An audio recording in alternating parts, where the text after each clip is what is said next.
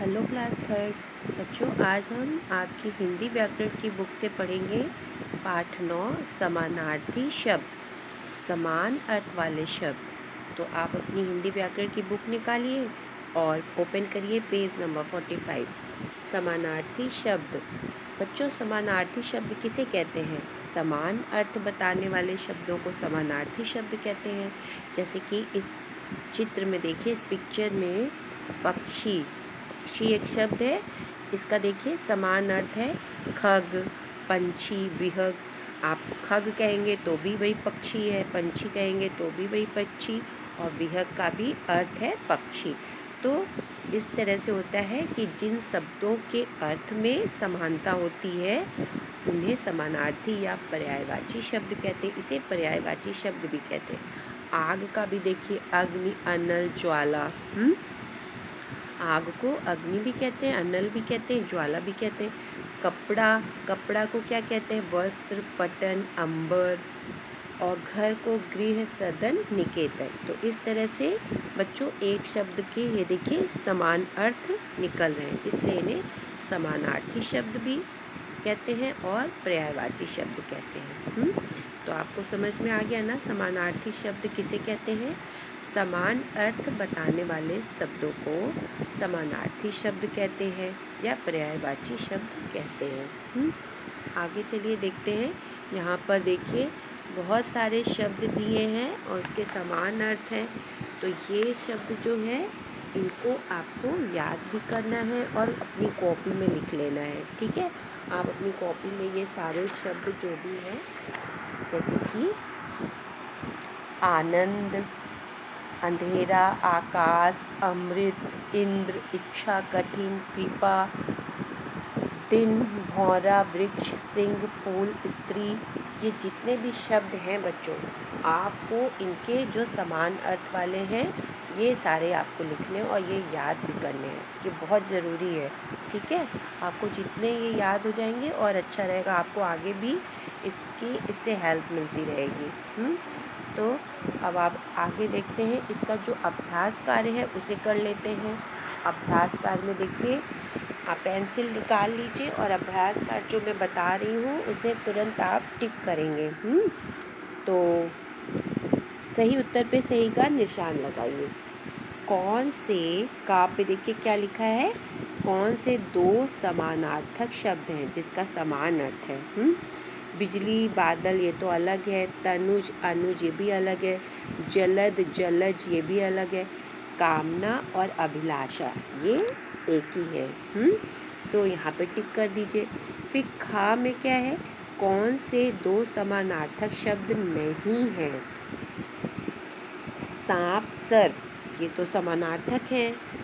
कमल, पंकज, ये भी समानार्थक है। अमृत और आनंद ये समानार्थक नहीं है, तो आप इस पे टिक कर दीजिए। फिर ग में देखिए, बेमेल शब्द किस वर्ग में है? अब इसमें देखिए कौन से वर्ग में बेमेल शब्द हैं? पक्षी, पंछी, खग, ये तो एक पक्षी के ही सारे नाम हैं। फिर दूसरा है आँख, नेत्र, नयन, ये भी एक जैसा है। रात, निशा, रात्रि, ये भी सब समान अर्थ वाले शब्द हैं।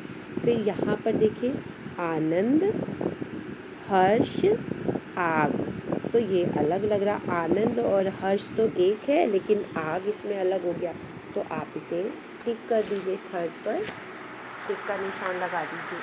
फिर नीचे देखिए लिखा है, नीचे कुछ सेकंड नंबर पे नीचे कुछ प्रसिद्ध कथन और कविता की पंक्तियाँ दी गई हैं। रेखांकित शब्दों के सही समानार्थी लिखकर उन्हें ठीक करिए।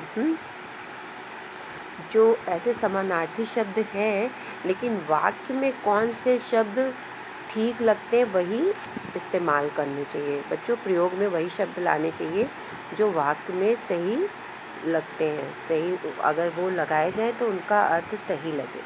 तो यहाँ पे देखिए, इच्छा नहीं मैं सुरबाला के गहनों में गूंथा जाऊं, तो यहाँ पर होगा इच्छा का चाह।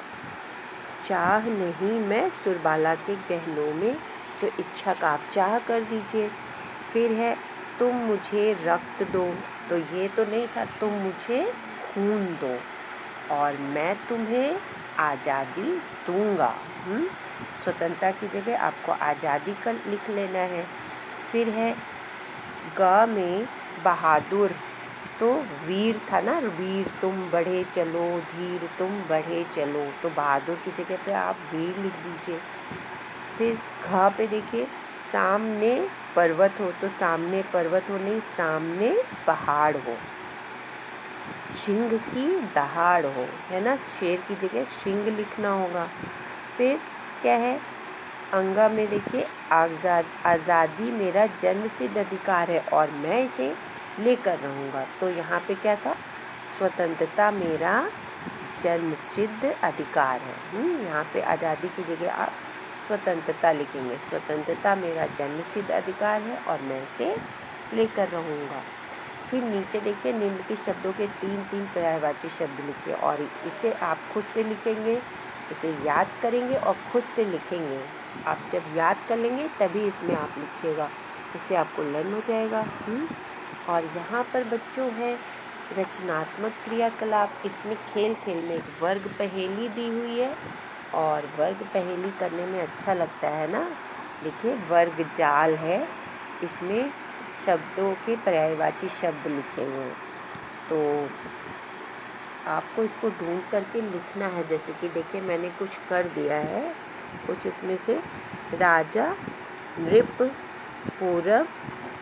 पूर्व, वृक्ष, विटप, और मैंने निशान भी लगा दिया उसमें, पहाड़, गिरी, शत्रु, रिपु, भंवरा, भ्रमर, पक्षी, विहग, हवा, पवन, अंधकार, तिमिर, अंधकार का तिमिर होगा, आकाश, गगन, धरती, भूमि, है ना बच्चों। तो आज आपको ये समानार्थक शब्द करने हैं। अभ्यास कार्य जो है वो तो आप बुक में ही करेंगे, और जो आपके ये समानार्थी शब्द जो लिखे हुए हैं इसे आप कॉपी में कर लीजिएगा। ओके, और साथ में लर्न भी करिए। ओके बच्चों, अब